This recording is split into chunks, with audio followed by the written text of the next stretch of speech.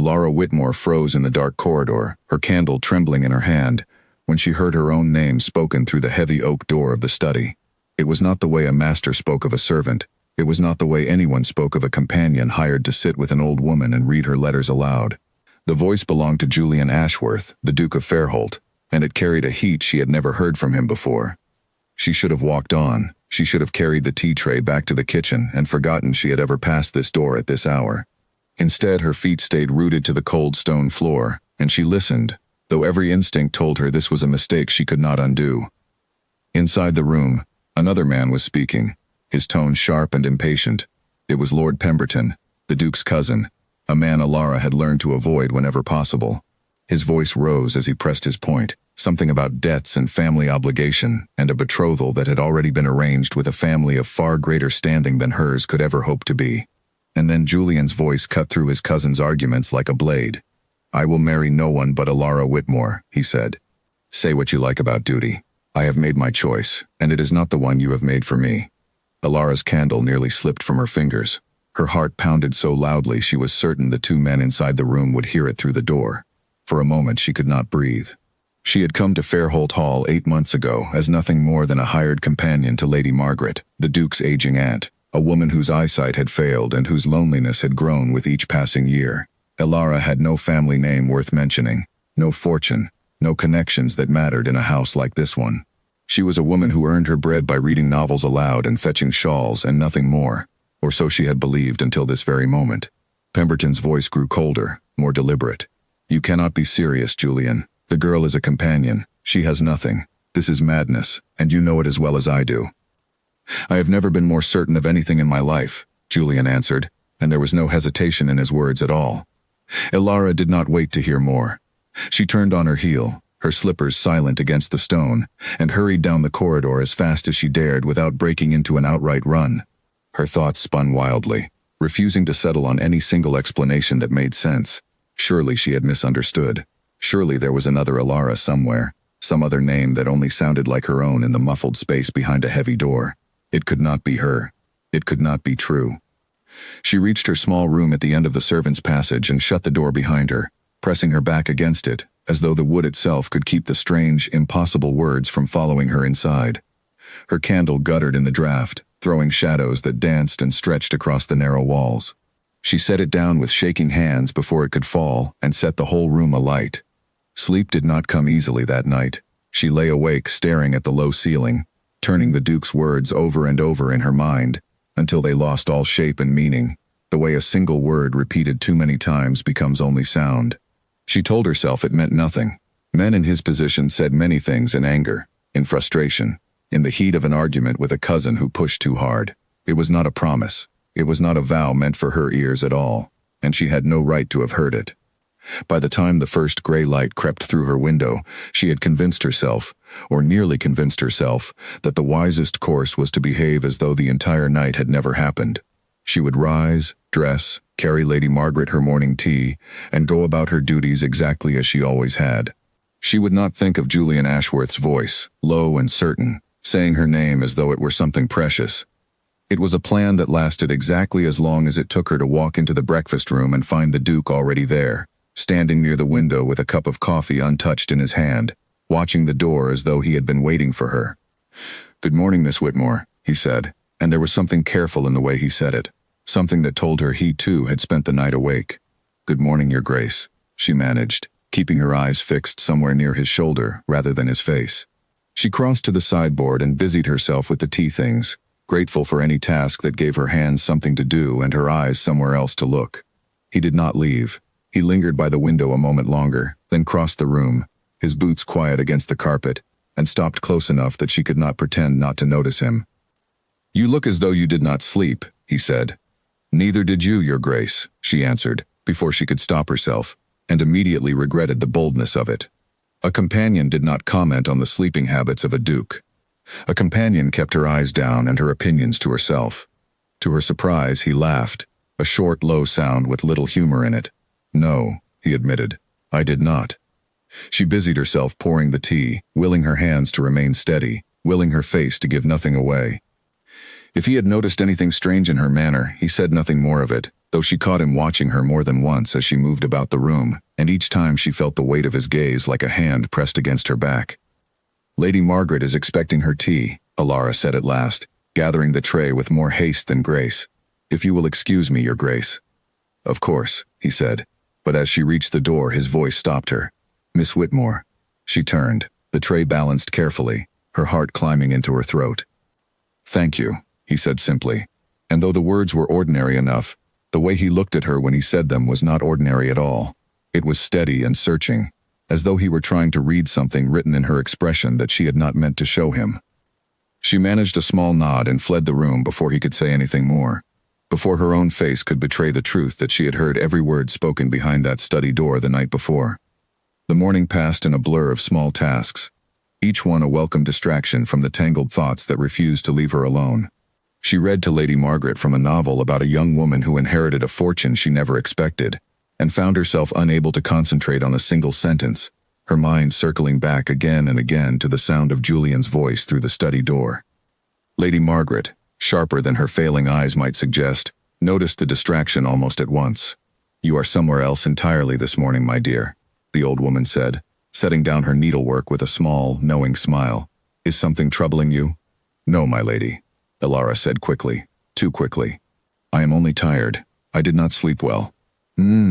Lady Margaret said, in a tone that suggested she believed none of it, but she let the matter drop, returning to her needlework with the patience of a woman who had learned long ago that some truths surfaced on their own, given enough time.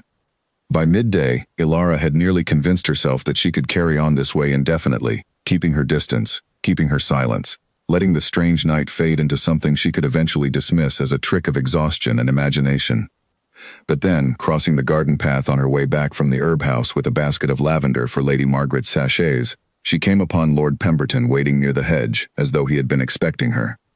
"Miss Whitmore," he said, and there was nothing warm in the greeting at all. "A word, if you would be so kind." She had no choice but to stop, though every instinct urged her to keep walking, to find some excuse, any excuse, that would let her avoid whatever this man wanted to say to her. "Of course, my lord," she said, keeping her voice as steady and unremarkable as she could manage. Pemberton studied her for a long moment, his eyes cold and assessing, the way a man might study a horse he was considering buying, searching for flaws. "I think you know why I have sought you out," he said at last. "I am afraid I do not, my lord," she answered, though the tightening in her chest suggested otherwise. His mouth curved into something that was not quite a smile. "Then let me be plain," he said. "Whatever foolish notions my cousin has taken into his head, you would do well to remember your place in this house. Nothing good comes to a woman who forgets it." Alara felt the blood drain from her face, though she forced herself to hold his gaze and not look away, not give him the satisfaction of seeing how deeply his words had struck. "I have no notions at all, my lord," she said quietly. "I am a companion to Lady Margaret, nothing more." "See that you remain so," he said, and turned and walked away without another word, leaving her standing alone on the garden path with the basket of lavender trembling slightly in her hands. She stood there a long while after he had gone, staring at nothing, the scent of crushed lavender rising sweet and sharp around her, and for the first time since she had heard Julian's voice through the study door, she understood that whatever had begun that night was not something she could simply wait out or wish away. Something had already been set in motion, and she had no way of knowing yet how far it would carry her, or what it would cost her before it was through. When she finally returned to the house, she found her hands still unsteady as she arranged the lavender into small linen sachets for Lady Margaret's drawers. The old woman watched her work in silence for a while, her clouded eyes following the girl's movements with more attention than her failing sight should have allowed.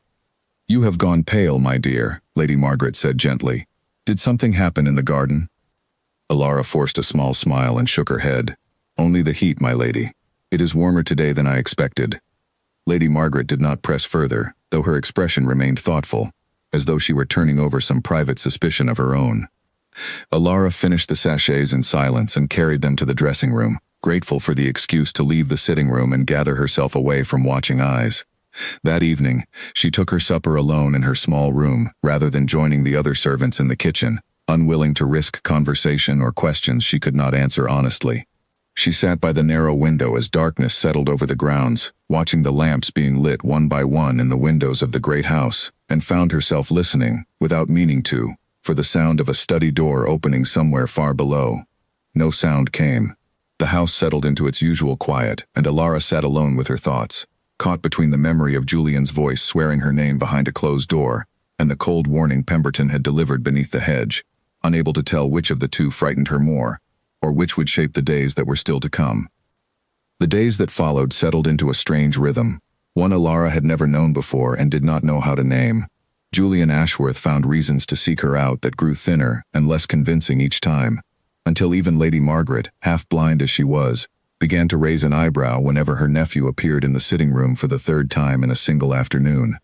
A book needed returning to the library, though the library was 3 doors from his own study, and he had 2 footmen who could have carried it in a moment. A message needed delivering to the housekeeper, though any maid in the house could have done the same errand in half the time. Each excuse brought him within a few steps of Alara, and each time she found some reason of her own to be elsewhere, to duck into another room, to busy her hands with some task that gave her an honest excuse not to meet his eyes. She told herself she was protecting them both. If she gave him no opening, no encouragement, then whatever had been said in anger behind that study door would fade on its own, the way a fever breaks when left alone long enough. She had no place imagining herself the subject of a duke's private declarations. She had grown up in a small house with a widowed mother who took in sewing to keep them fed, and she had learned early that women like her did not marry men like Julian Ashworth.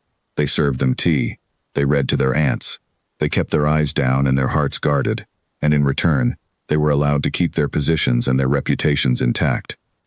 But guarding her heart proved harder than she expected, especially on the mornings when she came down to find him already waiting in the breakfast room, his coffee cooling untouched while he watched the door for her arrival. "You are avoiding me, Miss Whitmore," he said one such morning, when she had run out of excuses to leave the room quickly enough. "I would never presume to avoid you, Your Grace," she answered carefully. "I have simply had a great deal to attend to." His mouth curved, not quite a smile but close enough to unsettle her further. "You have always had a great deal to attend to, and yet you managed, before, to look me in the eye when you spoke to me." She had no answer for that, none that would not risk revealing everything she was trying so desperately to hide, so she said nothing at all, and after a long moment he let the silence stand between them rather than press her further, though the disappointment in his expression was plain enough to see.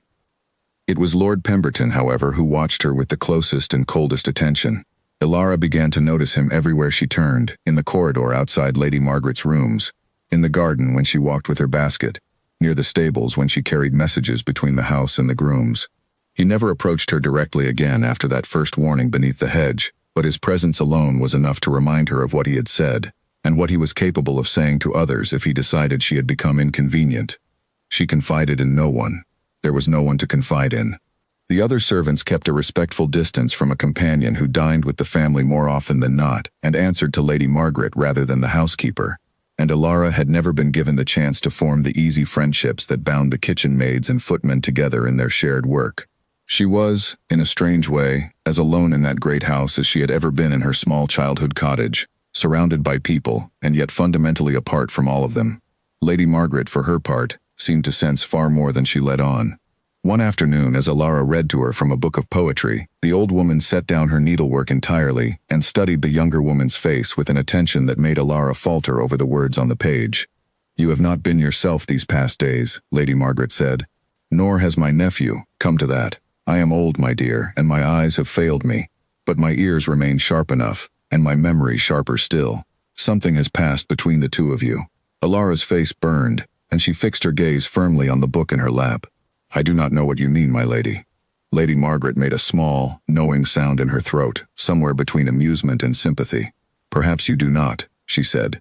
"Or perhaps you know precisely what I mean and have decided it is safer to pretend otherwise. I will not press you, child, but I have lived a long while in this family, and I have watched a great many young men fall into foolishness over women they had no business wanting. My nephew has never once, in all his years, worn the expression he has worn this past week."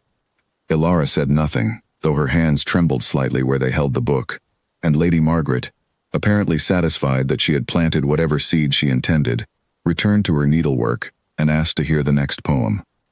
That evening, walking back from the herb garden as the light faded into long violet shadows across the lawn, Alara found her path blocked once more by Lord Pemberton, who stepped out from beneath the old oak tree near the garden wall, as though he had been waiting there for some time. "Miss Whitmore," he said. and his voice carried none of the courtesy the title suggested.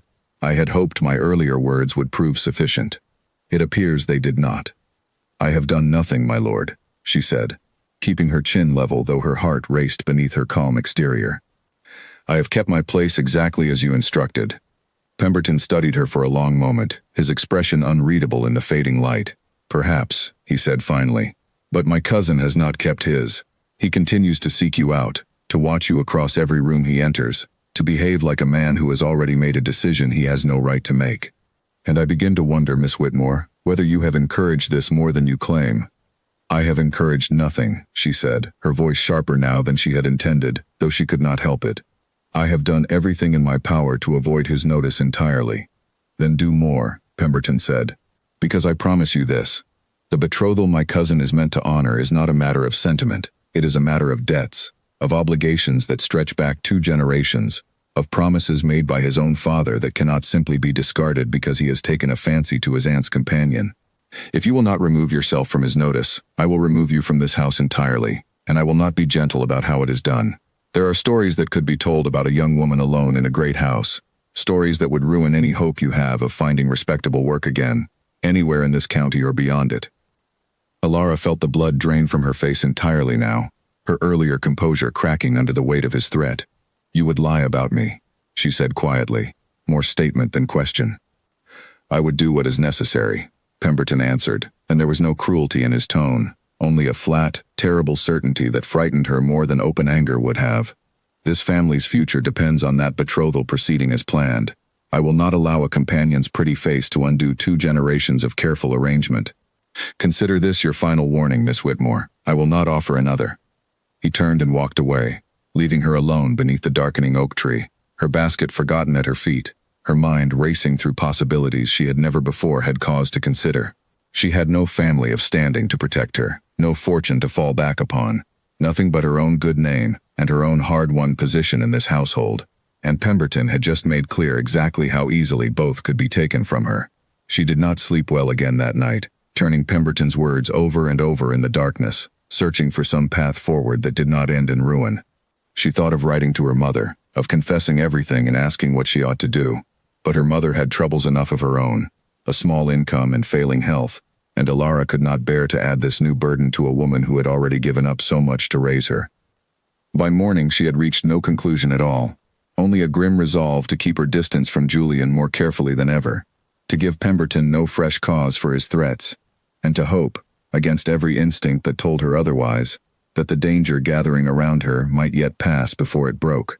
But when she came down for breakfast, she found the house in an unusual state of commotion, servants hurrying between rooms with urgent expressions, and Lady Margaret's maid informed her, breathless, that a messenger had arrived before dawn, with word that the Duke's presence was required immediately at his estate, 2 counties distant, where a matter of some urgency had arisen among his tenants. He was to leave within the hour, and no one could say with any certainty when he would return. Alara stood very still in the hallway, absorbing the news with an unexpected weight in her chest, some tangled mixture of relief, and something far less comfortable that she refused to examine too closely.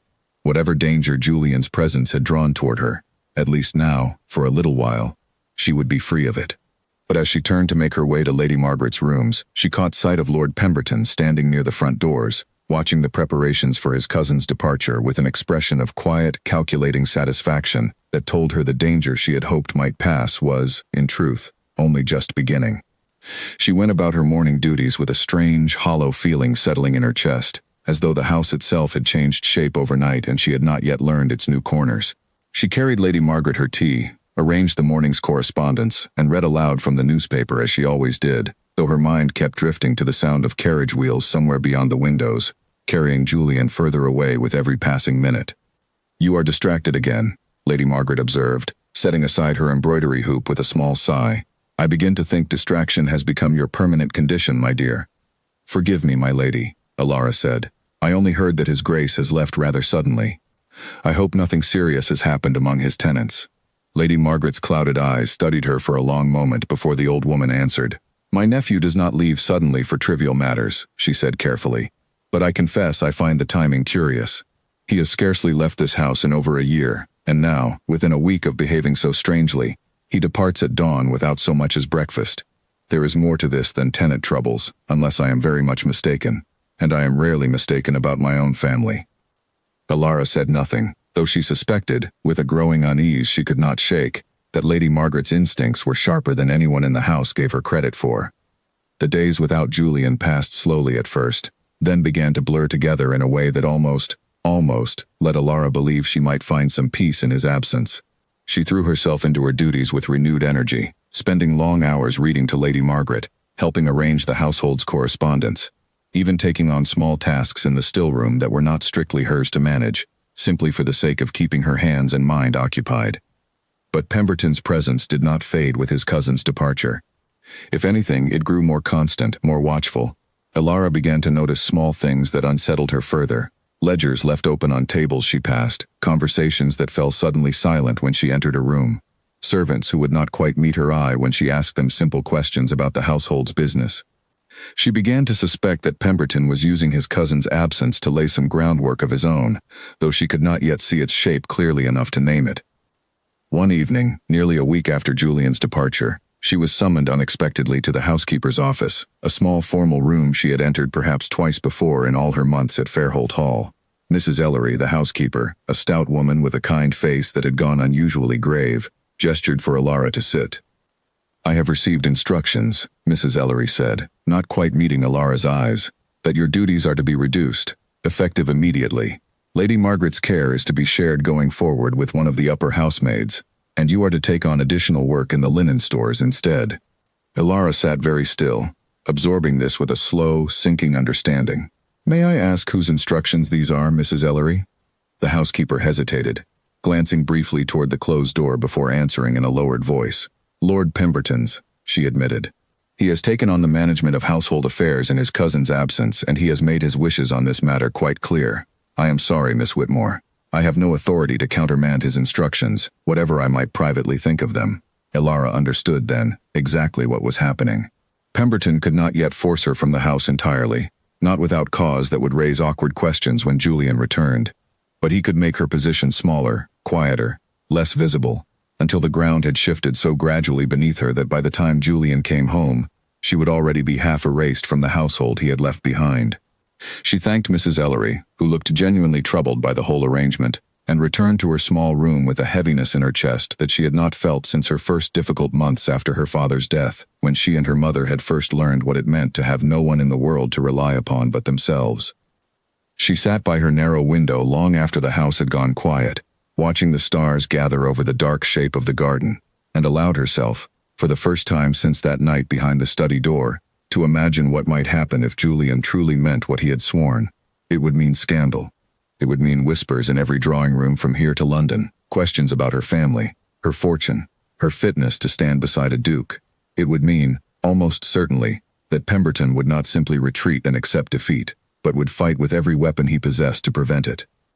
And yet, beneath the fear, she found something else stirring too, something she had tried very hard not to name in the days since she had first heard Julian's voice swear her name behind that door. She thought of the way he had looked at her across the breakfast room, steady and searching, as though she were the only person in it.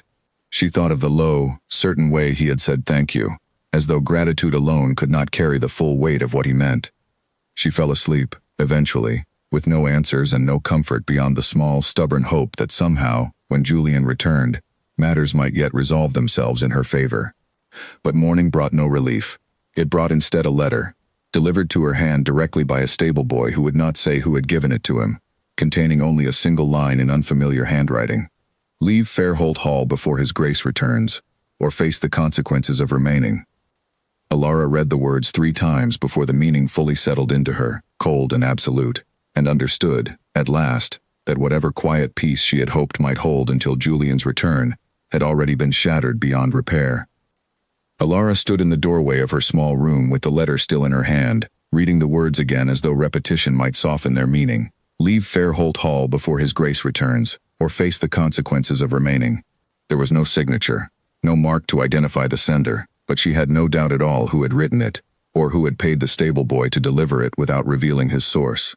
She folded the paper carefully and tucked it into the pocket of her apron, her hands steadier than she felt. Panic would serve her nothing now. She needed to think clearly, to understand exactly what she was facing and what choices, if any, remained open to her. She found the stable boy an hour later, mucking out one of the far stalls, and approached him with as much calm as she could muster. "Tommy," she said, using the name she had heard the grooms call him, "the letter you brought me this morning. Who gave it to you?" The boy's face flushed, and he kept his eyes fixed firmly on his work, refusing to meet hers. "I cannot say, Miss Whitmore. I was told not to say, and I was given a coin not to say, and I mean to keep both my word and the coin." "Was it Lord Pemberton?" she pressed gently, though she already knew the answer. Tommy's silence and the way his shoulders hunched further inward told her everything she needed to know, and she did not press him further. He was a boy of perhaps 12 years, with no power to refuse a lord's instructions, and she would not put him at risk by demanding he say aloud what they both already understood. She thanked him and walked back toward the house slowly, turning the situation over in her mind with the same careful attention she might once have given to mending a torn hem, searching for the thread that would hold the whole fabric together rather than unraveling further. The trouble was, she could see no thread strong enough. Pemberton held every advantage a man of his position could hold over a woman of hers. He controlled the household in his cousin's absence. He had already begun reducing her duties, isolating her, making her presence in the house smaller and less noticeable with every passing day. And now it seemed he was prepared to threaten her outright, to force her out before Julian could return and interfere with whatever plans Pemberton had set in motion. She considered, briefly, writing to Julian directly, informing him of everything that had happened since his departure. But she did not know where precisely he had gone, only that it was some 2 counties distant, and even if she managed to send a letter, she had no certainty it would reach him before Pemberton's threats became something worse than threats. And there was a deeper fear beneath that practical concern, one she could barely admit even to herself. If she wrote to him now, if she asked for his protection so plainly, she would be confirming everything Pemberton accused her of wanting, everything a companion of no fortune had no right to want from the man who employed her. She spent the rest of the day moving through her reduced duties in a fog, folding linens in the still room, cataloging household stores, tasks so far beneath what she had once done for Lady Margaret that the demotion itself felt like its own quiet cruelty. She caught glimpses of the old woman only in passing now, a brief nod exchanged in a corridor, a few words spoken across a doorway before one of the housemaids ushered Ilara along to her next task. Lady Margaret's expression, on each occasion, carried a mixture of confusion and concern that made Ilara's chest ache with guilt, though she had no way to explain the situation without endangering herself further.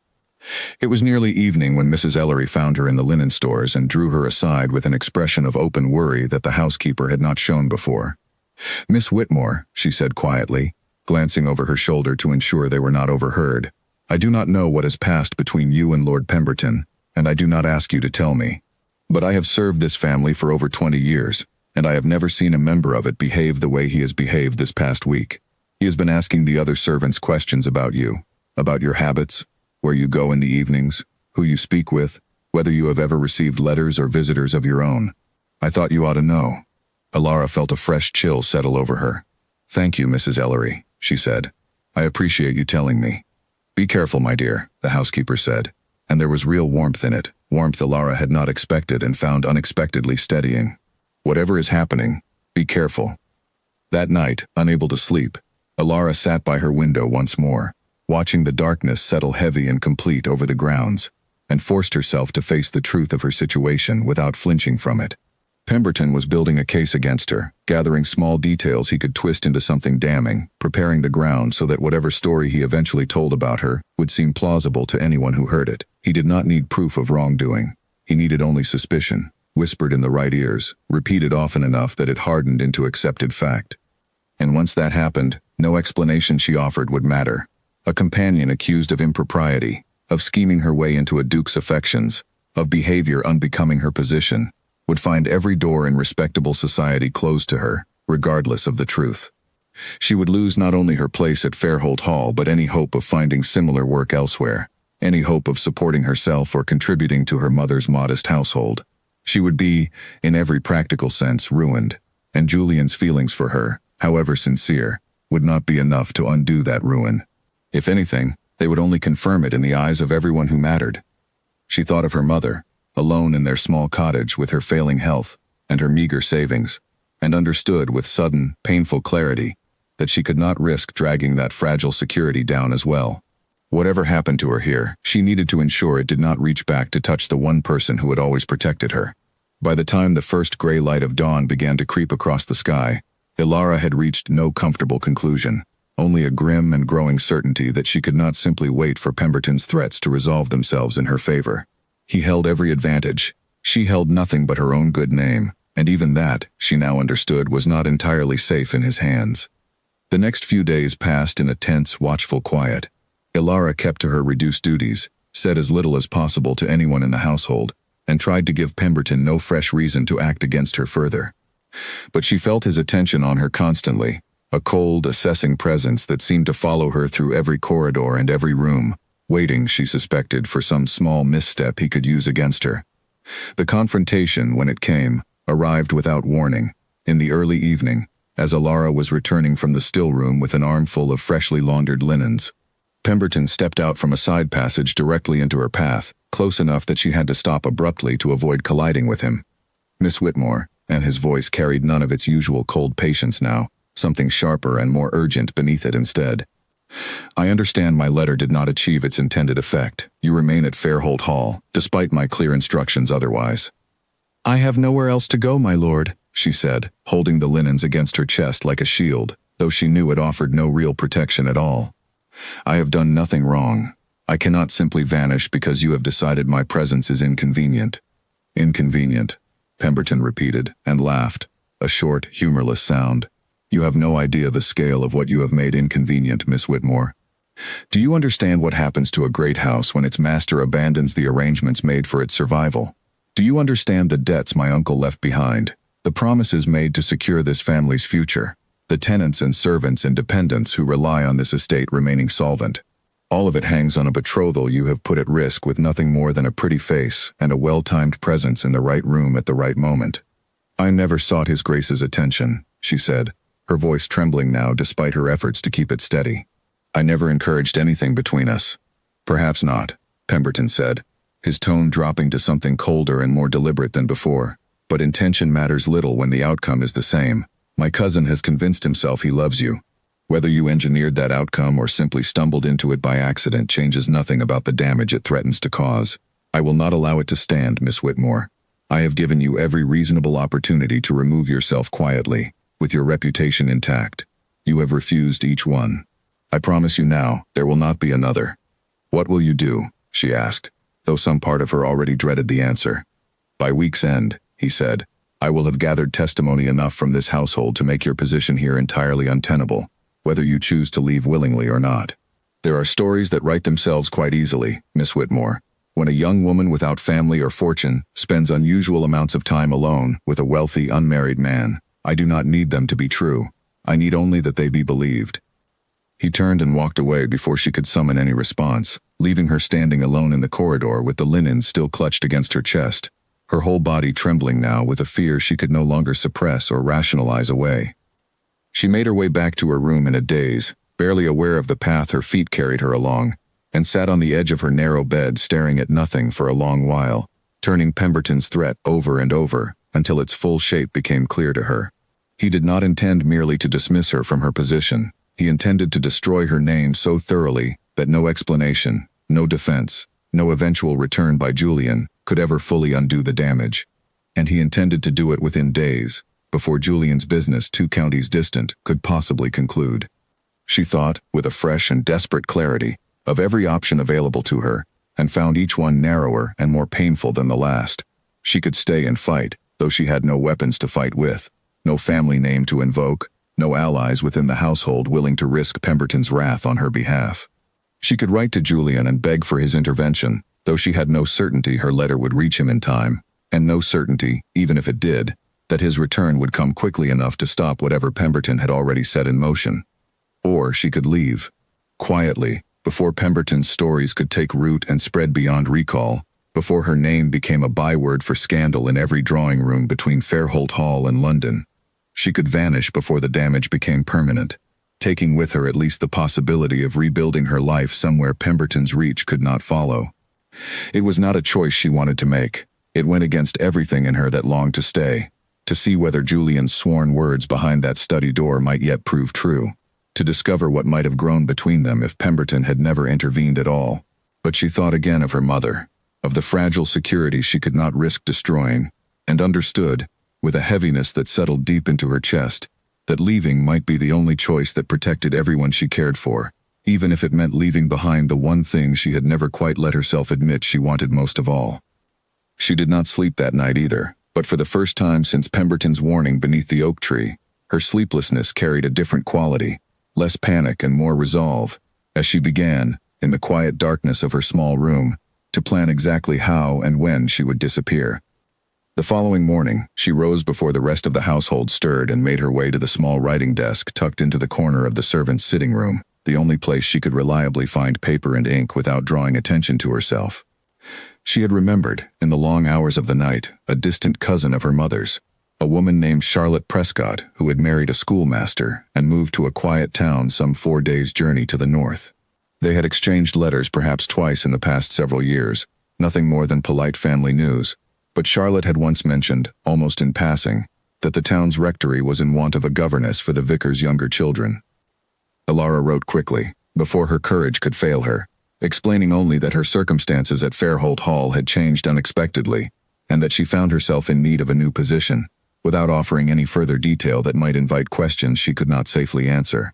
She asked whether the rectory position remained open, and if so, whether Charlotte might vouch for her character to the vicar's family. She sealed the letter with hands that trembled only slightly, and arranged, through a carter she had once helped with the delivery of Lady Margaret's medicines, to have it carried into the village and posted that same morning, well away from any servant who might mention the errand to Lord Pemberton. The waiting that followed was its own particular torment.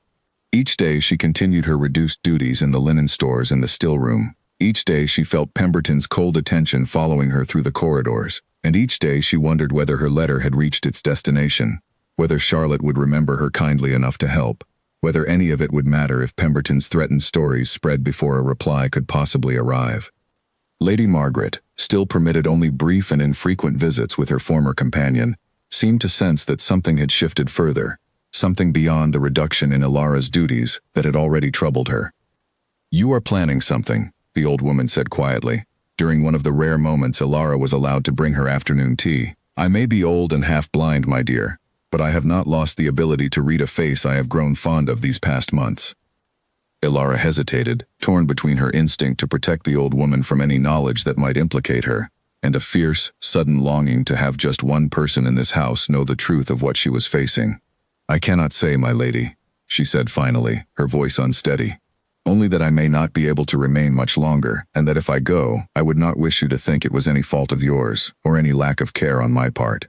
You have been kinder to me than almost anyone I have known."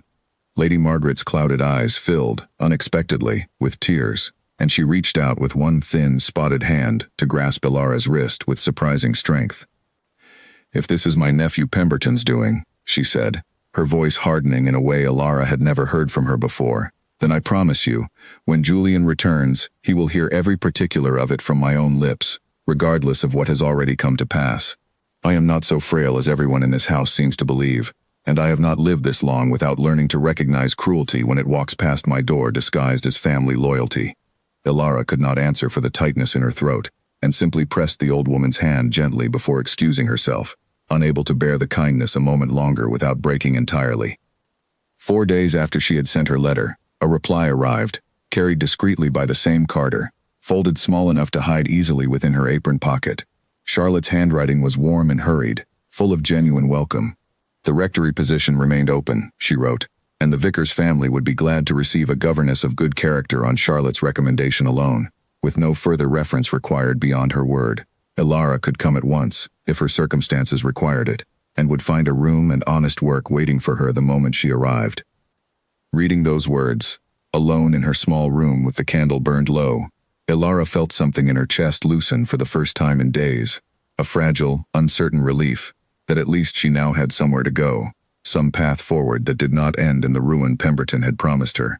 It was not the life she might have imagined for herself only 2 weeks earlier, before she had ever heard Julian's voice swear her name behind a closed study door, but it was safety, of a kind, and safety would have to be enough. That night, she began, quietly and carefully, to gather together the few possessions she owned, folding them small enough to fit within a single traveling bag, working by the thin light of a single candle long after the rest of the house had gone dark and silent around her. The house was utterly silent when Alara slipped out of her room in the hour before dawn, her traveling bag clutched tightly in one hand, her shoes carried in the other so their sound would not betray her on the stone stairs. She had lain awake most of the night rehearsing this moment, and yet now that it had arrived, her hands shook so badly she nearly dropped the bag twice before she reached the servants' entrance at the rear of the house. She had left no note. She had considered it, turning the idea over for hours in the darkness, but every version she composed in her mind either said too much or too little, and in the end, she decided that silence was safer for everyone involved, including herself. If Pemberton found any written explanation of her departure, he might twist it into further proof of whatever story he intended to tell. Better, she reasoned, to simply be gone, a mystery the household would puzzle over briefly and then forget, as households always eventually forgot the comings and goings of companions and governesses who held no permanent claim on anyone's memory. The one exception was Lady Margaret, and even there, Alara had not trusted herself to say a proper farewell. She feared that if she stood before the old woman one final time, her resolve would crumble entirely, and she would find herself unable to leave at all. Instead, she had spent a few of her last remaining coins on a small posy of dried lavender, tied with a plain ribbon, which she left on the old woman's writing desk the previous evening, without any note attached, trusting that Lady Margaret, sharp as she was despite her failing eyes, would understand the message well enough on her own.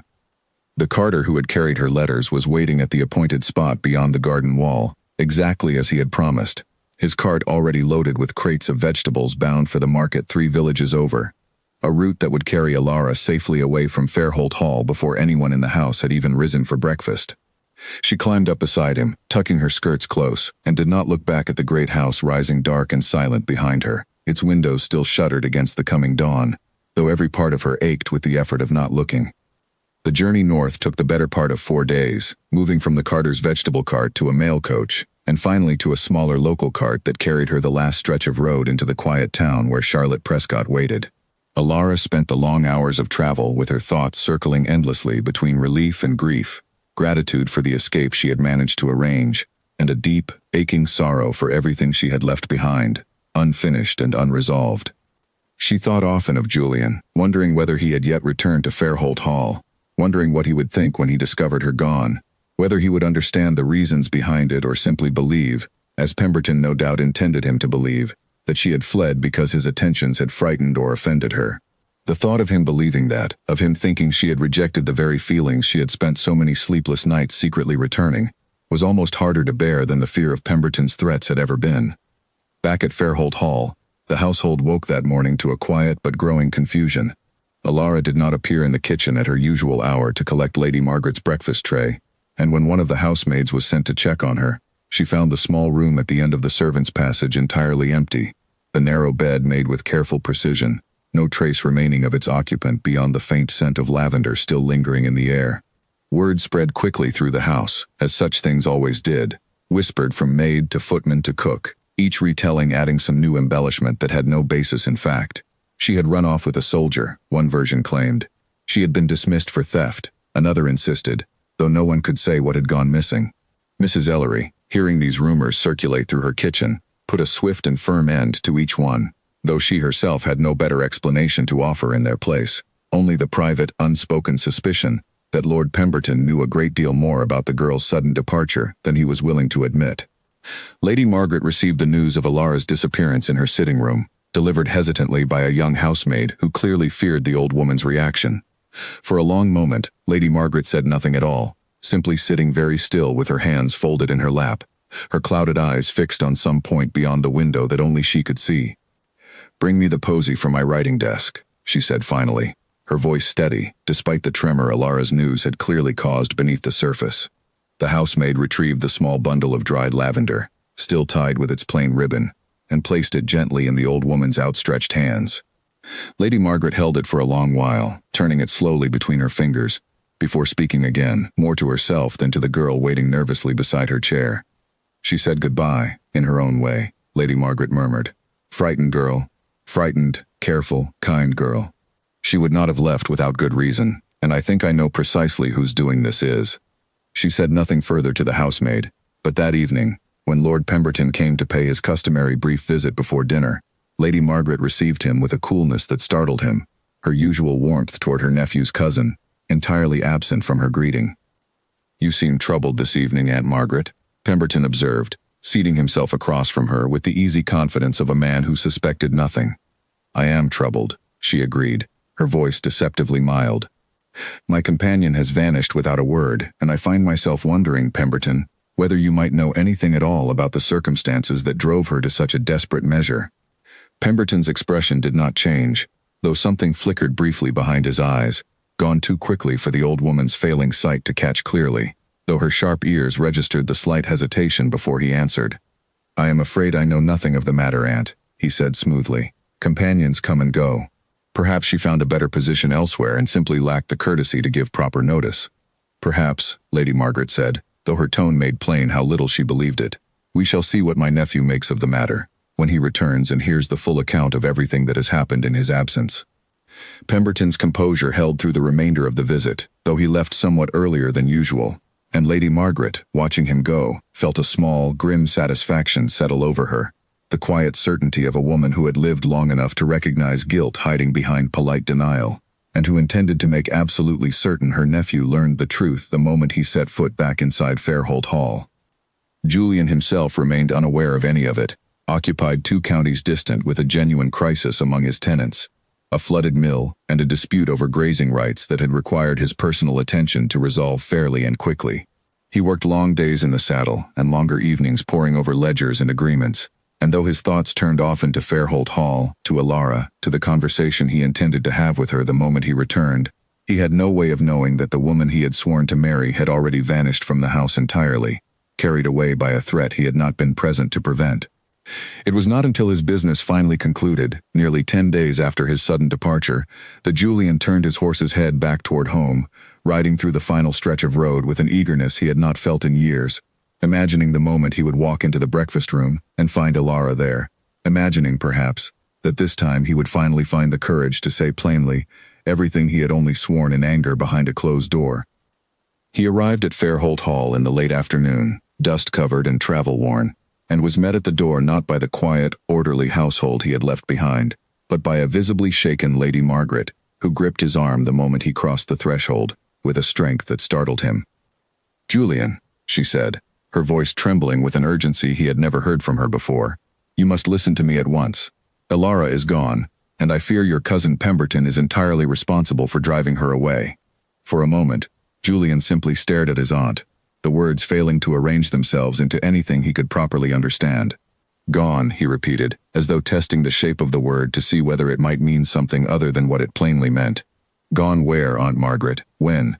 "Nearly a week now," Lady Margaret said, drawing him further into the hall away from the ears of the arriving footman who carried in his travel cases. "She left before dawn, without a word to anyone, without a note beyond a small posy of lavender left upon my writing desk. No one has heard from her since." Julian felt something cold settle over him, a dread he had not known himself capable of feeling with such immediate physical force. He set down the riding gloves he had been holding and gripped his aunt's hands instead, searching her face for any detail that might make sense of what she was telling him. "Tell me everything," he said, "from the beginning. Leave nothing out, however small it may seem." Lady Margaret drew him into her sitting room and recounted it all as best she understood it. The reduction of Alara's duties that Pemberton had ordered in his absence, the whispered questions Pemberton had put to other servants about Alara's habits and correspondence, the strange coldness that had settled between Alara and the rest of the household in the days before her disappearance, and finally the lavender left without explanation upon her desk, a farewell offered by a girl too frightened or too proud to say the words aloud.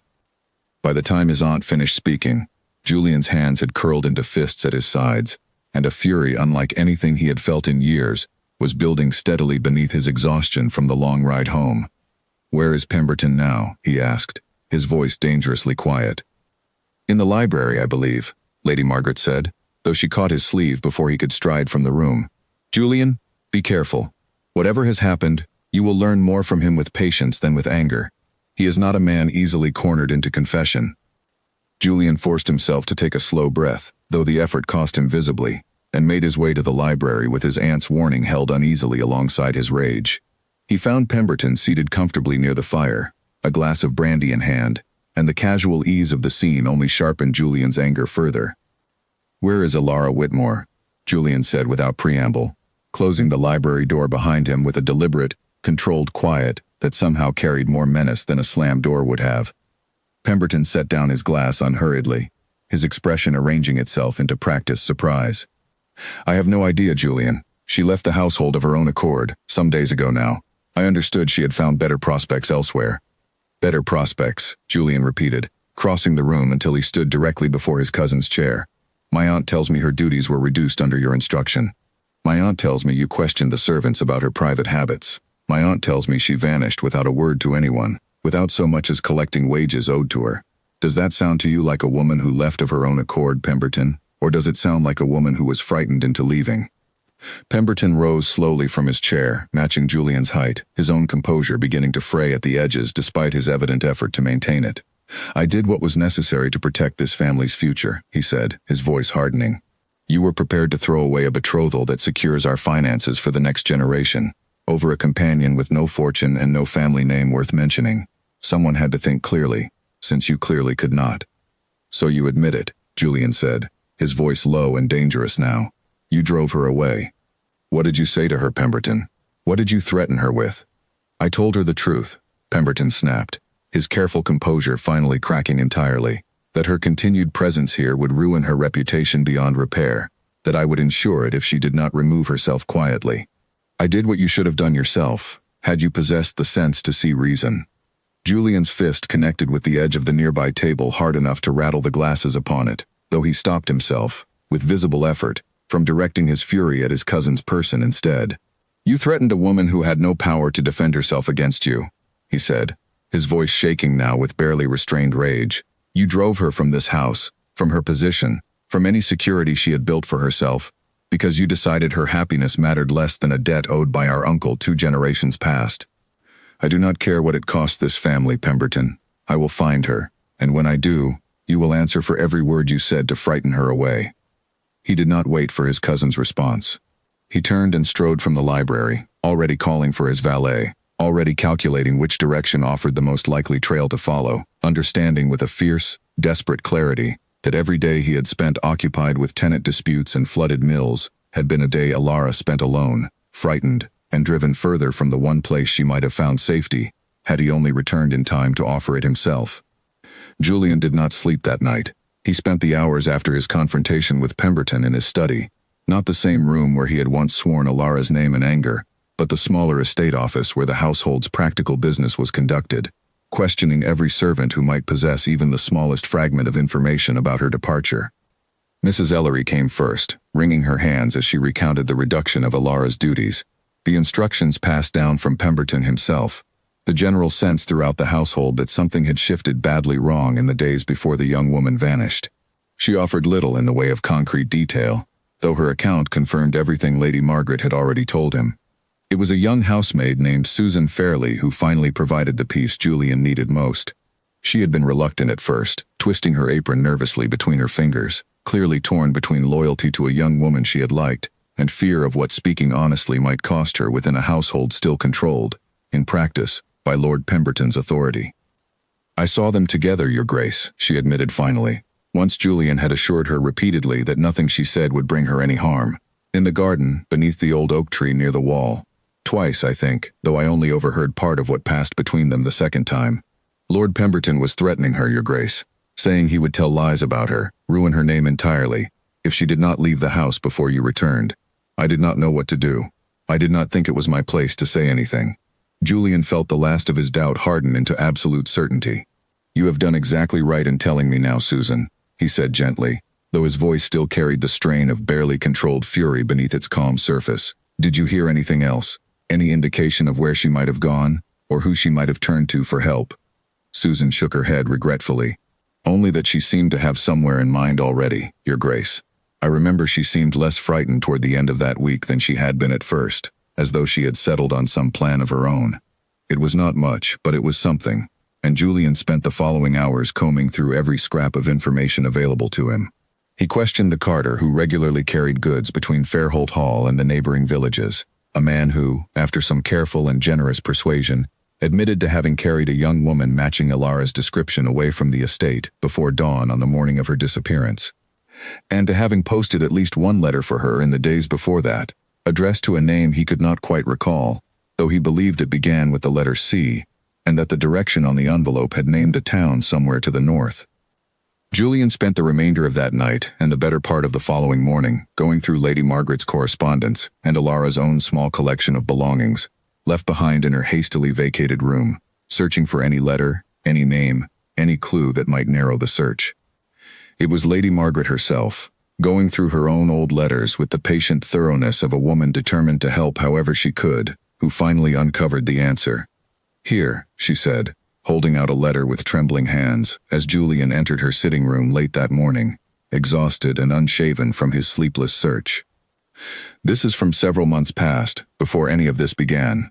Ilara mentioned once, in passing, that she had a distant cousin on her mother's side, a woman named Charlotte Prescott, married to a schoolmaster, living in a town called Bramwell, some 4 days' journey north of here. I had forgotten it entirely until just now, going through these old letters. It seemed such an unremarkable detail at the time." Julian took the letter from his aunt's hands and read the passage she indicated, a brief casual mention buried within an otherwise unremarkable account of household matters, and felt something in his chest loosen with the first real hope he had allowed himself since learning of Ilara's disappearance. "Bramwell," he repeated. "Aunt Margaret, you may have just saved everything." He left within the hour, taking only his fastest horse and the barest essentials for the journey, refusing his valet's urging to wait until proper travel arrangements could be made, refusing even to wait for a fresh mount to be readied at each stage of the road when his own horse showed signs of tiring. He rode through the day and into the evening, stopping only when darkness made the roads genuinely dangerous to travel, and resuming again before the sun had fully risen the following morning. The journey that had taken Ilara nearly 4 days by cart and coach, Julian covered in just over 2, driven by a desperate urgency that would not allow him to rest properly until he had found her. He thought, during the long hours in the saddle, of everything he should have said to her before his sudden departure, of every opportunity he had let pass by out of some misguided caution about propriety and position, and vowed, with each mile that passed beneath his horse's hooves, that he would not make that same mistake again if he was given the chance to correct it. The road north was not kind to him. On the first evening, his horse threw a shoe some miles outside a village whose name he did not trouble himself to learn, and he lost nearly 2 hours locating a smith willing to work past dark for a price steep enough to reflect the inconvenience.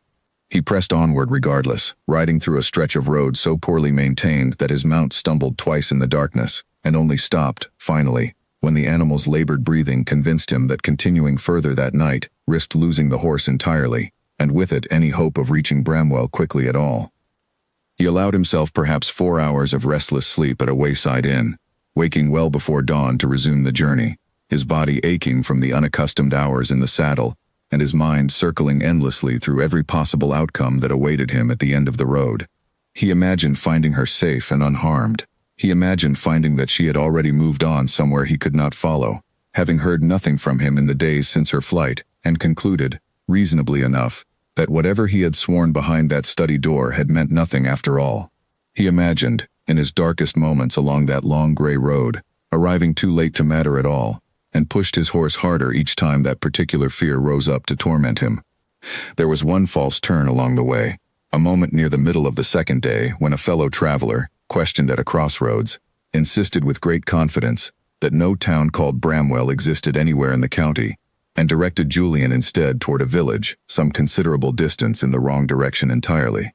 Julian lost the better part of an hour following that mistaken advice before a second traveler, encountered by fortunate chance, corrected the error and set him back upon the proper road, though the delay cost him daylight he could ill afford to lose. By the time Bramwell's church spire finally came into view against the darkening evening sky, Julian had ridden for the better part of 2 days with scarcely any rest, and he felt every mile of it in his aching shoulders and the trembling exhaustion of his legs as he finally dismounted outside the town's small inn. But the sight of that spire, and the knowledge that he was, at last, close enough to find her, drove away nearly all of the exhaustion at once, replaced by a nervous, urgent energy that carried him the remaining distance without further hesitation. He arrived in Bramwell on the evening of the second day, travel-worn and dust-covered, his horse nearly spent beneath him, and made his way immediately to the town's small inn, where he began asking after Charlotte Prescott and her husband, the schoolmaster. The innkeeper, a friendly if curious man, directed him readily enough to a modest house near the town's church, explaining that the schoolmaster and his wife were well known and well liked throughout Bramwell. Julian rode the final short distance with his heart pounding harder than it had at any point during the long journey north, uncertain now that the moment had finally arrived what he would say, how he would explain everything that had happened, whether Alara would even wish to see him after everything Pemberton had put her through in his absence. He knocked at the door of the modest house, and was greeted by a woman he took to be Charlotte Prescott herself, who studied him with evident surprise, and no small amount of wariness at the sight of a duke's traveling coat, and evident exhaustion standing upon her doorstep. "I am looking for Alara Whitmore," Julian said, without preamble, too exhausted and too anxious to manage any more careful introduction. "I believe she may have come to you seeking a position. I am Julian Ashworth, Duke of Fairholt. She was my aunt's companion, and I have come a very great distance to find her." Charlotte's expression shifted through several emotions in quick succession, surprise giving way to caution, and finally to something like careful understanding, as though she had already heard enough of Alara's circumstances to guess at the shape of what stood before her now. "She is here, Your Grace," Charlotte said finally, though she did not immediately step aside to let him enter. "But I will tell you plainly, she arrived here frightened and hurt in ways I do not fully understand, and I will not have her upset further, if your presence here means only more trouble for her." "I have no wish to bring her trouble," Julian said, and something in his voice, some raw and unguarded honesty beneath the exhaustion, seemed to soften Charlotte's guarded expression somewhat. "I have come to make right what my own family did to drive her away. I have come because I love her, and because I should have said so plainly long before she was ever forced to flee for her own safety." Charlotte studied him a moment longer, then finally stepped back from the doorway, gesturing him inside. "She is in the garden at the back of the house," she said, "teaching the vicar's youngest her letters, or trying to at least. I will not pretend to know what she will say to you, Your Grace, but I think, perhaps, she deserves the chance to say it herself, rather than have the choice made for her by anyone else, myself included." Julian thanked her, his hands unsteady now with a nervousness that felt entirely unfamiliar after years of managing an estate and a household with practiced, confident authority, and made his way through the modest house toward the small garden at its rear, where the sound of a child's laughter and a familiar, gentle voice reached him before he had even crossed the final threshold. He stopped in the doorway leading out to the garden, taking in the sight of her seated on a low bench beneath a spreading apple tree, a small girl of perhaps 6 years, leaning against her shoulder as she guided the child's hand across a slate with careful, patient instruction. Alara looked thinner than he remembered, and there was a wariness in the set of her shoulders that had not been there before, but she was alive, and unharmed, and close enough now that he could simply walk the remaining distance and speak the words he had traveled 2 hard days to say. She looked up as though some instinct had alerted her to his presence, and the slate slipped from her hands entirely, forgotten, as her eyes met his across the small garden, and every careful, guarded expression she had maintained through weeks of fear and flight seemed to crumble at once into something far more vulnerable and far more honest than she had allowed herself to show anyone since the night she had first heard his voice through a closed study door. "Julian," she said, his name barely more than a breath, disbelief and hope and fear all tangled together in the single word. "I am here," he said, crossing the garden toward her at last. "I am so sorry it took me this long." The small girl beside her, sensing the sudden shift in the air though she could not have understood its cause, slid quietly off the bench and scampered toward the house, leaving Alara to rise slowly to her feet, her hands twisting together in front of her in a gesture Julian recognized at once as the same nervous habit he had watched her fight to control in the breakfast room at Fairholt Hall, weeks and what felt now like an entire lifetime ago. "You should not have come," she said, though there was no real conviction behind the words, only a kind of exhausted honesty that suggested she had rehearsed the sentiment many times without ever quite believing it herself. "I could not stay away," he answered simply. "Alara, I know what Pemberton said to you. I know what he threatened. My aunt told me everything the moment I returned, and I have spent every hour since chasing down whatever thread might lead me to you." Her eyes searched his face for a long moment, wary still, though the wariness seemed to be losing its battle against something warmer and more hopeful beneath it. "You confronted him," she said. "It was not a question." "I did," Julian said. He admitted everything, without much shame for having done it. He believed he was protecting this family's future. I believe he was protecting nothing but his own comfortable arrangement, at the cost of a woman who never asked for any of the trouble his scheming caused her. Ilara looked away, out across the small garden toward the low stone wall separating it from the lane beyond, and when she spoke again, her voice had grown quieter, more careful. I could not stay, Your Grace. Whatever passed between us, whatever you may have felt, or believed you felt, I had no protection against a man determined to destroy my name. I had my mother to think of, and my own future, however small it might be. I did what I believed I had to do. You do not need to explain your reasons to me, Julian said, closing the last of the distance between them, until he stood close enough to see the fine tremor still running through her hands. I understand precisely why you left, and I do not fault you for a single moment of it. If anything, the fault is entirely mine, for leaving you unprotected in that house in the first place, for not speaking plainly the moment I understood my own feelings instead of allowing my cousin the opportunity to threaten you into silence and flight. Ilara's composure finally cracked, just slightly, a single tear escaping despite her evident effort to hold herself together in front of him. And what happens now? She asked, her voice barely steady. You have found me. You have said your piece. But nothing has truly changed, Julian. I am still a companion with no fortune, and you are still a duke bound by obligations I cannot simply wish away because you rode 2 days without proper rest to find me. Julian reached out, slowly, giving her every opportunity to step back if she wished it, and when she did not, he took her hands gently in his own. Then let me change it, he said. Let me make plain, before witnesses if that is what is required, exactly what I intend, so that no one, not Pemberton, not society, not even you, can mistake it for a passing fancy born of anger behind a closed door. I do not simply wish to court you quietly and hope the scandal fades. I wish to marry you, Ilara, openly and without apology, and I am prepared to face whatever consequences that decision brings with it, provided you are willing to face them beside me. Ilara stood very still, searching his face as though testing the weight of every word for some hidden fracture, some sign that his resolve might crumble the moment they returned to a world of drawing rooms and disapproving relations. She had heard fine words before, whispered promises that dissolved the moment they were tested against real difficulty, though never from a man who had ridden 2 days without rest to find her. You say this now, standing in a garden far from home, she said carefully. But Fairholt Hall is not this garden, Julian. Your peers will not receive me the way Charlotte has. Lord Pemberton will not simply accept defeat because you have found me and spoken kindly. I need to know this is not a decision made in the heat of relief, only to be reconsidered once the difficulty of it becomes real. It is not relief speaking, Julian said, and there was no hesitation in him now, none of the careful restraint she remembered from those early mornings in the breakfast room. I decided this the night I said your name behind that door, before I ever understood you had heard it. Every day since has only confirmed it further. I do not ask you to trust my words alone. I ask only that you allow me to prove them, in whatever way you require, for however long it takes you to believe them fully.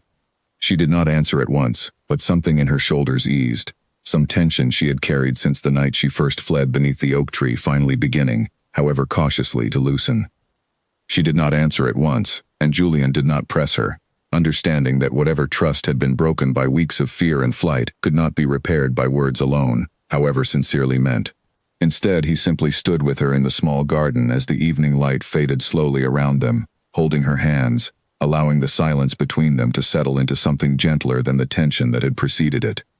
Charlotte, watching discreetly from the kitchen window, eventually stepped out to invite them both inside for supper, and the conversation over the modest meal that followed carried none of the desperate urgency of the garden, settling instead into something almost ordinary, Julian answering Charlotte's careful, curious questions about Fairholt Hall and his family, with an openness that seemed to reassure the schoolmaster's wife, considerably more than his earlier declaration in the doorway had managed alone.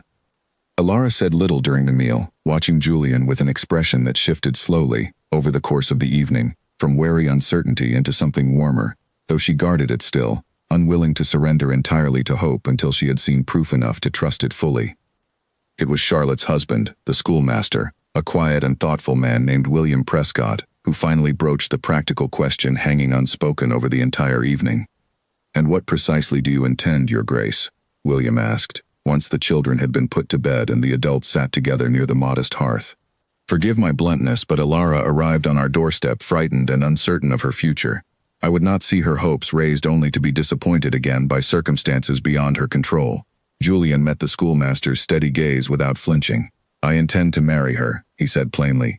"I intend to return to Fairholt Hall, confront my cousin publicly for what he has done, and make clear to every member of my household and every member of society who cares to comment on the matter that Alara Whitmore will be the next Duchess of Fairholt, by my choice and hers, and by no one else's permission."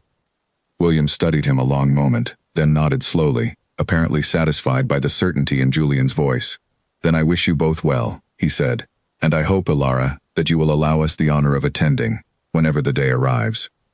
Alara, who had said little through the exchange, finally spoke, her voice steadier now than it had been in the garden.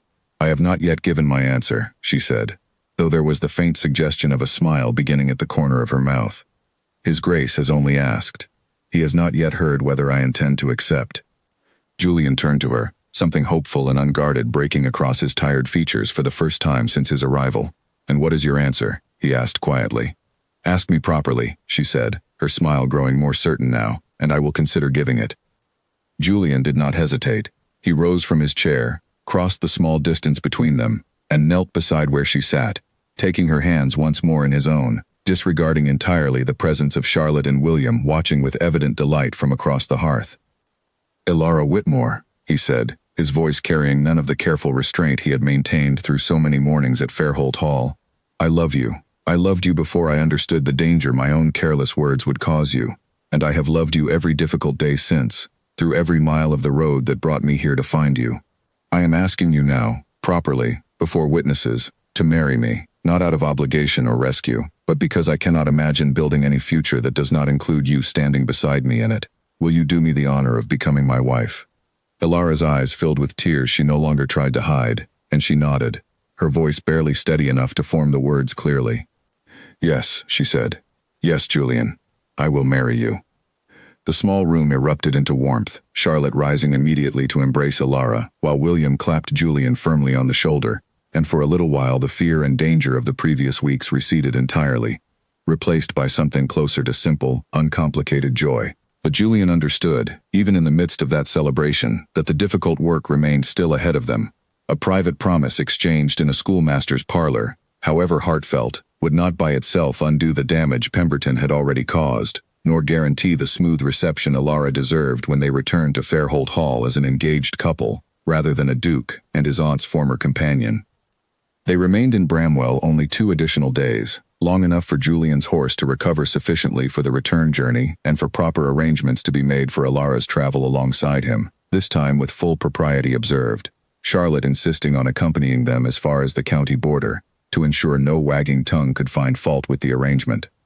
The journey back to Fairholt Hall passed far more comfortably than either of their earlier travels along that same road, Julian and Alara riding together in a hired carriage, using the long hours to speak plainly of everything that had passed between them since that first night behind the study door, filling in the gaps each had been too frightened or too cautious to share before. They arrived at Fairholt Hall on a bright, clear afternoon, and word of their return spread through the household almost instantly, servants gathering in doorways and along the drive to catch a glimpse of the returning Duke and the companion whose sudden disappearance had been the subject of so much whispered speculation in the weeks since. Lady Margaret met them at the front steps herself, moving more quickly than her age generally allowed, and embraced Alara with fierce, unrestrained delight, before turning a considerably sharper expression toward her nephew Pemberton, who had emerged from the house at the sound of the commotion, and now stood frozen upon the threshold, his composure visibly faltering at the sight of the two of them arriving together, clearly and openly reconciled. Julian did not waste time on private confrontation this time. He addressed his cousin directly, in full view of the assembled household, his voice carrying clearly across the drive. "Pemberton," he said, "I have returned with Miss Whitmore, who has agreed to become my wife. I intend to announce our engagement formally within the week, and I expect every member of this household, and every member of this family, to receive her with the respect due to the future Duchess of Fairholt.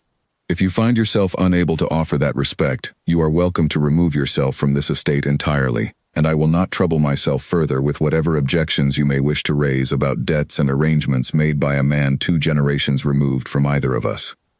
Pemberton's face drained of color as the assembled servants looked on, some exchanging quiet, satisfied glances at the public dressing down, and for a long moment he said nothing at all, apparently searching for some argument that might yet salvage his position, and finding none adequate to the moment.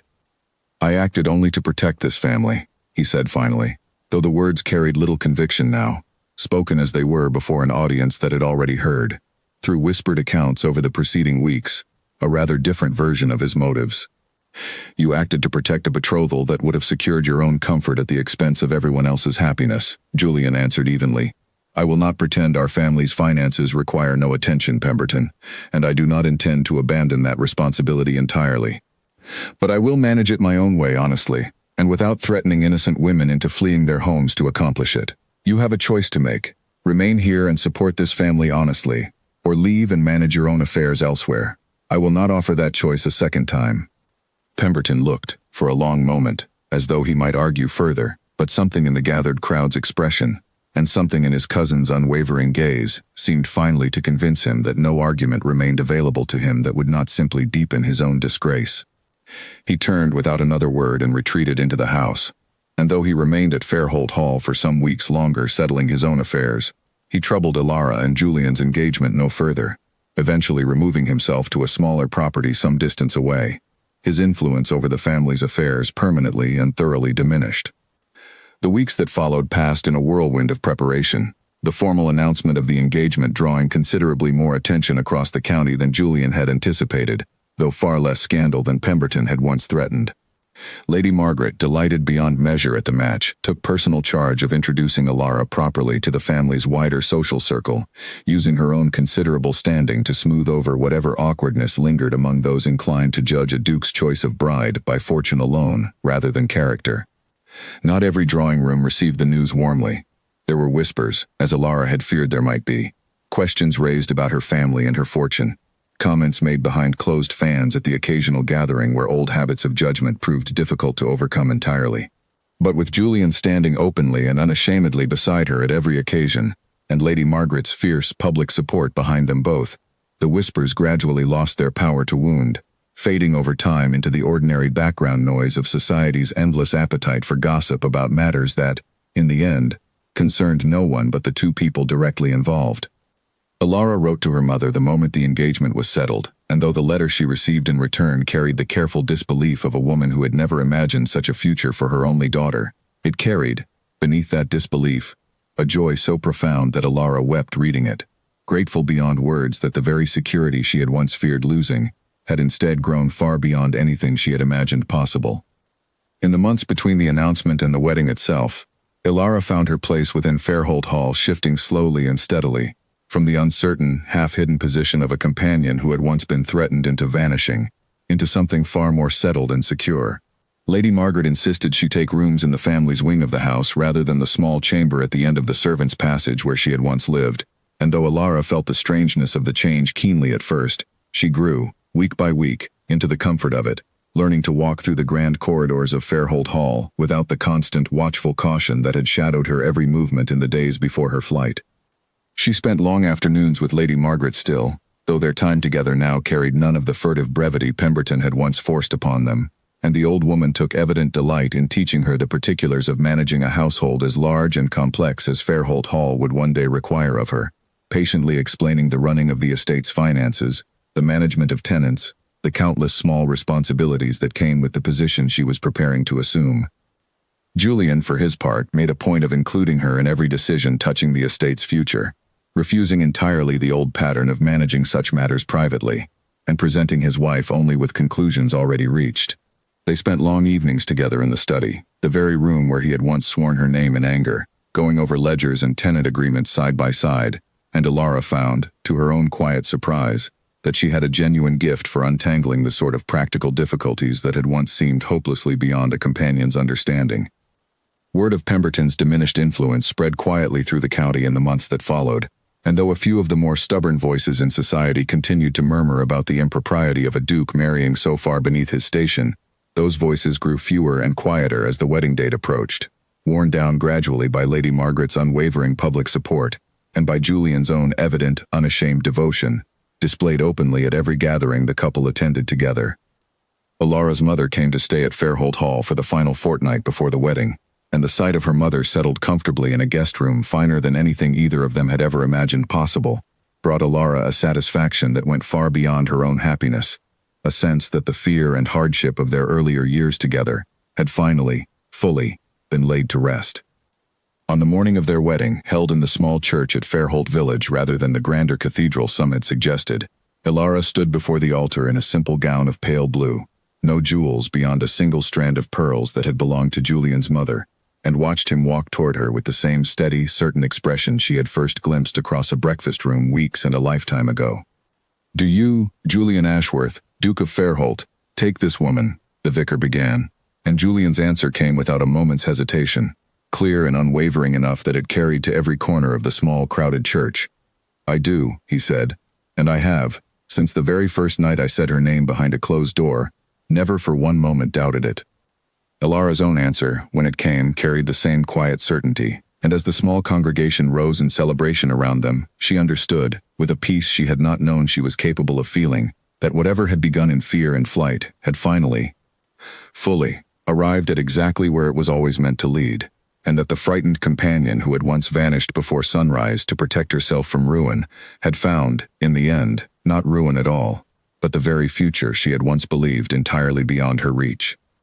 Outside the church, the villagers of Fairholt had gathered in numbers far greater than the small ceremony inside had accounted for, drawn by weeks of curious talk about the Duke's unlikely bride, and as Julian and Ilara emerged together into the bright afternoon light, a cheer rose up from the crowd that startled them both, warm and unreserved, entirely unlike the cautious whispers that had followed them through certain drawing rooms in the months before. Children ran alongside the carriage as it made its slow way back toward Fairholt Hall, and Lady Margaret, watching from her own seat within the procession, wept openly and without embarrassment, declaring to anyone within earshot that she had not witnessed a happier day in the whole of her long life. Charlotte and William Prescott had traveled from Bramwell for the occasion, true to Julian's promise, and stood among the guests at the wedding breakfast that followed, Charlotte embracing Ilara warmly and reminding her, with a knowing smile, that she had always suspected the frightened young woman who had arrived on her doorstep with nothing but a single traveling bag was destined for something far greater than a governess's quiet life, even if neither of them could have guessed, at the time, exactly what shape that future would take. Mrs. Ellery and Susan Fairley, too, found places among the household staff invited to share in the celebration, and Ilara made certain, in the weeks that followed, that both women understood how deeply she valued the small kindnesses and quiet courage they had shown her during the darkest days of Pemberton's threats, when so few others in the household had dared to offer even that much. As evening settled over Fairholt Hall and the celebrations continued long into the night, Julian drew Ilara aside for a quiet moment near the same garden where he had once waited, sleepless and anxious, for a woman who had not yet learned to trust the promise behind his words. He took her hand, much as he had done in that distant garden in Bramwell, and looked at her with an expression that held none of the desperation of that earlier reunion, only settled, certain contentment. "I once swore your name behind a closed door, not knowing you could hear it," he said quietly. "I am glad, now, that you did. Whatever fear it caused you in that first frightened night, it also, in the end, brought us here." Ilara smiled, resting her head against his shoulder, as the sound of music and laughter drifted out from the hall behind them. "Then perhaps," she said, "it was worth the overhearing after all." The first winter of their marriage settled over Fairholt Hall with a quiet the household had not known in years, the anxious watchfulness that had once shadowed every corridor replaced by an easier, warmer rhythm that even the oldest servants remarked upon when they thought no one of consequence was listening. Ilara moved through the great house now not as a woman waiting to be found out or driven away, but as its mistress in every practical sense, and the transformation, gradual as it had been, still occasionally caught her by surprise when she paused in some hallway, and remembered the frightened girl who had once hurried through these same passages with a tea tray, and a secret too dangerous to speak aloud. Lady Margaret's health had begun to fail more noticeably as the cold months deepened, though her spirit remained as sharp and stubborn as ever, and Ilara made a point of spending her mornings at the old woman's bedside, reading aloud just as she had done in those early months before everything had changed, though now there was no need for either of them to hide the depth of the fondness that had grown between them. Julian often joined these mornings when his duties allowed, and Lady Margaret took evident delight in watching the two of them together, frequently interrupting whatever novel Ilara was reading to offer some pointed observation about how much happier her nephew looked than he had in all the years before Ilara's arrival at Fairholt Hall. "You have made an old woman very content, my dear," Lady Margaret said one grey morning in early winter, setting aside the shawl she had been mending with fingers grown increasingly unsteady. "I did not think, when you first arrived here so many months ago, quiet and uncertain and entirely too eager to make yourself invisible, that I would live to see you standing at the head of this household as its duchess. I am glad my old eyes have lasted long enough to witness it." Alara took the old woman's hand gently in her own. "You gave me a place to belong long before Julian ever spoke his feelings aloud, my lady," she said. "I do not think I would have survived those difficult weeks at all without your kindness sustaining me." Lady Margaret waved away the sentiment with characteristic briskness, though her eyes remained suspiciously bright. "Nonsense," she said. "You survived them because you were braver and more resourceful than anyone in this house gave you credit for, myself included. I merely had the good sense to recognize it." News reached them that winter, carried through the ordinary channels of estate business, that Pemberton had settled into his smaller property some distance away, with rather less grace than Julian had hoped he might manage. He had attempted, in the early months following his departure, to spread certain unflattering accounts of Alara's character among acquaintances who might still have been inclined to listen, but the effort had gained little traction against the plain evidence of Julian's public devotion and Lady Margaret's unwavering support. And eventually Pemberton's own creditors, unimpressed by his diminished circumstances and his cousin's evident unwillingness to continue covering old family debts on his behalf, forced him into a quieter and more chastened existence than he had ever anticipated for himself. Julian felt no particular satisfaction in his cousin's difficulties, though he felt considerably less guilt about them than he might once have expected. He had offered Pemberton a fair chance to remain within the family's good graces, provided only that he abandoned his scheming and his threats, and Pemberton's inability to accept that offer graciously had been entirely his own doing. By spring, Alara found herself increasingly occupied with responsibilities she had never imagined for herself in her earlier, more uncertain life. She took on the management of several charitable efforts throughout the surrounding villages, drawing on Lady Margaret's guidance and her own hard-won understanding of what it meant to face hardship without family or fortune to soften its edges. She established a small fund, quietly at first and then with growing local recognition, to assist young women in service who found themselves without protection against the sort of threats she herself had once faced, ensuring that no companion or maid in the county need feel as powerless as she had once felt beneath that old oak tree with Pemberton's cold warning ringing in her ears.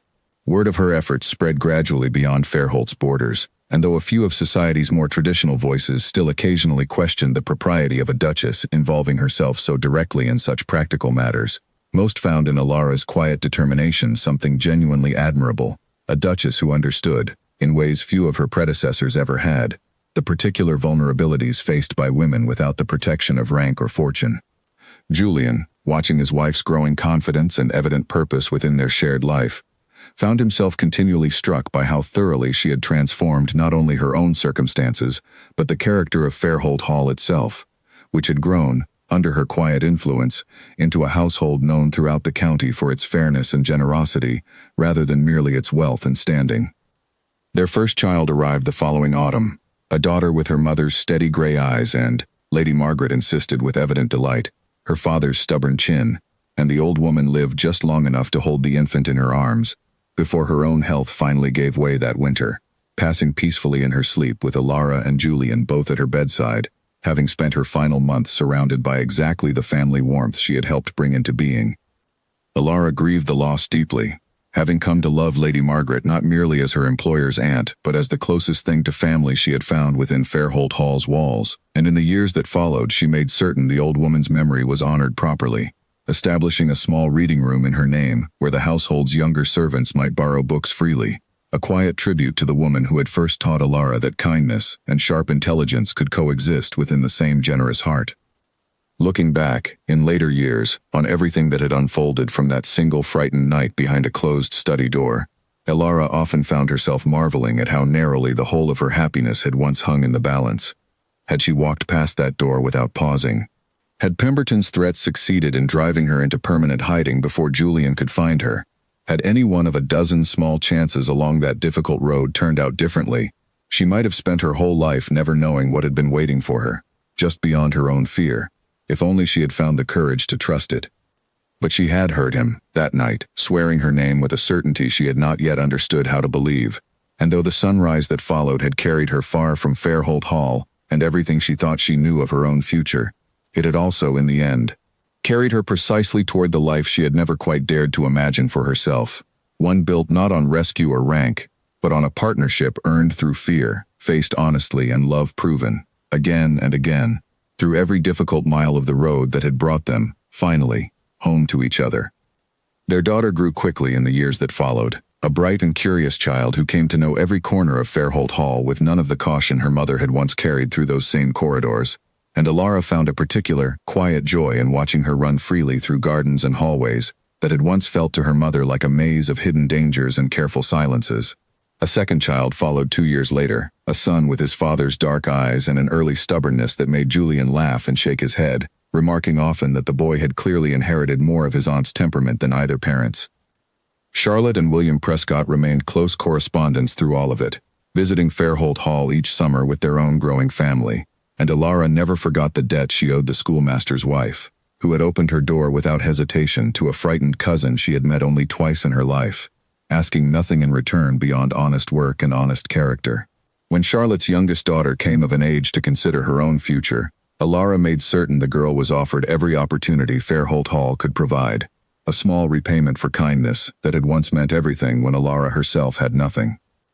Mrs. Ellery remained housekeeper at Fairholt Hall for many years afterward, and Susan Fairley, the young maid whose courage in speaking honestly to Julian had helped set his search on the right path, was eventually promoted to lady's maid, a position she filled with the same quiet loyalty she had shown during the household's most difficult season. Alara made a point, in the years that followed, of remembering the particular courage it had taken for a servant with so little power of her own to risk speaking a difficult truth to a duke, and she ensured, through countless small gestures over the years, that Susan understood how deeply that courage had been valued. The reading room established in Lady Margaret's memory grew, over time, into something larger than Alara had first intended, expanding gradually into a proper lending library, open to tenants and villagers alike, stocked not only with novels and poetry but with practical volumes on household management, farming, and trade, reflecting Alara's conviction that knowledge, freely shared, could offer ordinary people a measure of the same security that rank and fortune had always offered the privileged few. Julian supported the effort without hesitation, recalling often, in private moments between them, how differently his own family's history might have unfolded had someone once offered his cousin Pemberton guidance and purpose, rather than simply debts and obligations to manage alone. In the quiet moments of each passing year, on the anniversary of the night she had first overheard Julian's voice behind that study door, Alara found herself returning, almost without meaning to the memory of that frightened younger self, standing rooted to the cold stone floor with a candle trembling in her hand. She no longer felt the fear that had gripped her then, though she never entirely lost her respect for how real and how dangerous that fear had once been, nor her gratitude for having found, on the other side of it, a life built on honesty rather than concealment, on partnership rather than quiet servitude. Julian, for his part, never stopped marveling at the particular strange fortune that had led him to swear her name in anger and frustration one difficult evening, never imagining that the words themselves would set in motion the very chain of events that would eventually bring them together in truth.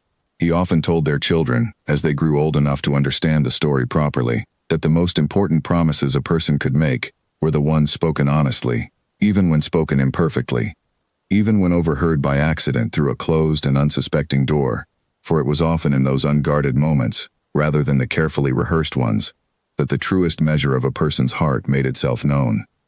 And so the years at Fairholt Hall unfolded steadily onward, built not on the scandal Pemberton had once threatened to manufacture, nor on the ruin he had promised would follow Alara wherever she fled, but on something far more durable, a household founded on the courage of a woman who had once vanished before sunrise to protect herself, and the devotion of a man who had refused to let that vanishing be the end of their story, rather than its true beginning.